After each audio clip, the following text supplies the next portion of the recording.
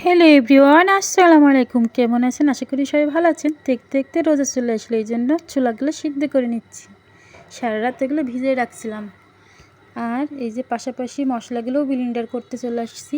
আদা, রসুন, পেঁয়াজ, আর এই যে খেসারির ডাল পেঁয়াজও বানানোর জন্য। এই রমজান মাসে বেশি করে মশলা লাগে, এই জন্য বেশি করে ব্লেন্ডার করে রাখছি।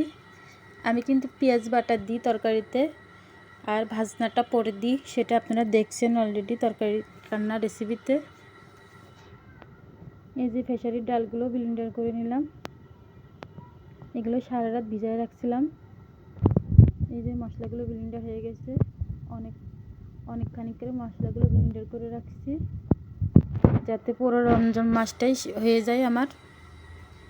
এই যে চলে আসলাম, সিদ্ধ হয়ে গেছে। এটা ঠান্ডা হলে তারপরে উঠায় রাখবো। আমাদের ভিডিওটি ভালো লাগলে একটা লাইক, একটা সাবস্ক্রাইব করে দিবেন। ধন্যবাদ।